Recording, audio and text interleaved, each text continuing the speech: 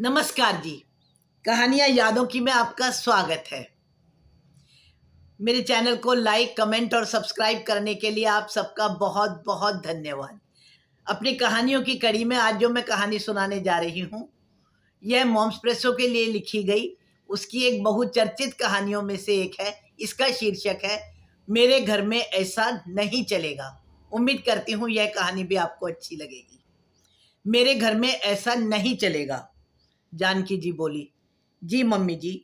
अक्सर जानकी जी को कुछ भी बोलते हुए सुना जा सकता था, परंतु मम्मी जी के आगे शायद ही किसी ने चित्रा को कुछ बोलते हुए सुना हो।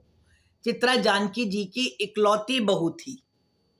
जानकी जी के पति राणा जी जमींदार तो थे ही, लेकिन सीए करने के उपरांत बाजार में उनका एक बहुत बड़ा ऑफिस भी था। बेटा विकास भी सीए करके वहीं बैठता था। विकास का विवाह साधारण परिवार की असीम सुंदरी चित्रा से हुआ था। विकास और उसके पिता अक्सर अपने ऑफिस के काम में ही व्यस्त रहते थे। घर की शान में कोई कमी ना आए, जानकी जी इस बात का पूरा ध्यान रखती थी। किसी भी समारोह में जाने के लिए चित्रा को भी घर की शान के अनुरूप ही भारी भरकम साड़ी और गहने पहनने होते थे। चित्रा का किसी से भी ज्यादा बात करना जानकी जी को बिल्कुल पसंद नहीं था। नजदीक होने के बावजूद भी उसकी सहेलियों और मायके वालों का आना लगभग निषेध ही था। वैसे भी इतनी बड़ी हवेली, जिसके बाहर ही दो दो दरबान खड़े हों और एक से एक बढ़कर महंगा दिखावटी सामान, कारें, उनके बीच में जानकी जी के साथ बैठी हुई असहज सी चित्रा, उन्हें कभी अपनी पुरानी वाली चित्रा लगी भी नहीं। धीरे धीरे सबने घर आना भी छोड़ दिया था। चित्रा का पागलपन और अकेलापन इस हद तक बढ़ गया था कि कैनवास खत्म होने पर वह अपने कमरे में ही सारी दीवारें पेंटिंग से रंग देती थी। विकास से कुछ भी कहने सुनने पर उसका एक ही मस्त जवाब होता था, मम्मी से पूछ लो। ऐसा लगता था चित्रा का सिर्फ एक ही काम है और वह है सासू माँ के अहम की तुष्टि करते रहना।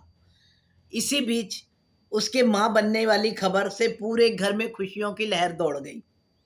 चित्रा की बहुत इच्छा हो रही थी कि वह फोन करके यह खुशखबरी अपने मायके में और अपनी सहेलियों को दे, लेकिन बिना पूछे उसे फोन करने की भी इजाजत नहीं थी और ऐसा करने से तो उसे सख्ती से रोक दिया गया, क्योंकि सासू माँ का कहना था मेरे घर में ऐसा नहीं चलेगा, कहीं किसी की नज़र ना लग जाए। अभी इतनी जल्दी तो मैं किसी को खबर भी नहीं होने दूंगी। पहले तो चित्रा शायद कभी विकास के साथ बाहर घूमने चली भी जाती थी, लेकिन अब तो वह भी खत्म। घर में नर्स आती थी, उसका चेकअप भी सास के निरीक्षण में ही होता था। सोने के पिंजरे में कैद एक पंछी के जैसे ही समय बीत रहा था। बस सिर्फ एक यही एहसास कि कुछ समय बाद वह सिर्फ विकास की इंतजार करती हुई अकेली नहीं होगी, अपितु उसके साथ खेलने के लिए भी कोई होगा। यह एहसास उसे बहुत खुशी दे रहा था और एक प्यारे से मुन्ने को जन्म देने के बाद उस खुशी में वह सब कुछ भूल गई। लेकिन जल्दी ही उसकी यह खुशी भी धूमिल सी होती हुई प्रतीत हुई जब सास ने अपने पोते की जिम्मेदारी खुद ही संभाल ली। बच्चे के लिए आया और मालिश वाली बुलाई गई। मालिश करते हुए बच्चे को मालिश वाली चाहे कितना भी उलट पलट ले, लेकिन अगर चित्रा उस बच्चे को उठाए तो वह सबकी निगरानी में ही होती थी कि कहीं बच्चा उसके हाथ से ना गिर जाए। अगर दूध पिलाने की जिम्मेदारी चित्रा की ना होती तो शायद उसे बच्चा देखने को भी नहीं मिलता। पोते होने की खुशी में राणा परिवार ने एक बहुत बड़े फंक्शन का आयोजन किया। काफी लोग आए थे। हवन का समय नजदीक था। बैठक में विकास और पापा सुंदर सी शेरवानी पहने मुन्ने को लिए खड़े थे। मुन्ने ने वही मलमल का कुर्ता पजामा पहना था जो कि चित्रा के मायके से आया था। चित्रा ने खुद ही आया को मुन्ने को पहनाने के लिए वह कपड़े दिए थे। मुन्ना बहुत सुंदर लग रहा था, लेकिन भारी भरकम लहंगा और जेवर पहनकर उसकी खुद की बेचैनी बहुत ज्यादा बढ़ रही थी। इतनी गर्मी में हवन में चुभने वाले कपड़े और गहने, उफ! पर सास की आज्ञा और इच्छा। चित्रा ने मुन्ने को गोदी में लिया। हवन के लिए चल ही रही थी कि जानकी जी की बिफरी हुई आवाज से सब चौंक उठे। वह आया पर बरस उठी। मुन्ने को शेरवानी की जगह यह हल्के से कुर्ते पजामे क्यों पहनाए हैं? आया यूं तो चुप थी, लेकिन आंखों ही आंखों में शायद उसने चित्रा का नाम ले लिया था। हमेशा के जैसे ही जानकी जी चिल्लाकर बोली, मेरे घर में यह नहीं चलेगा। विकास और पापा भी चुप ही दूर से खड़े देख रहे थे। आया मुन्ने को शेरवानी बदलने के लिए ले ही जा रही थी कि चित्रा बोली, मम्मी, यह ससुराल आपका घर कब बना? क्या इनकी दादी माँ के जीवित रहते यह ससुराल आपका घर बन गया था?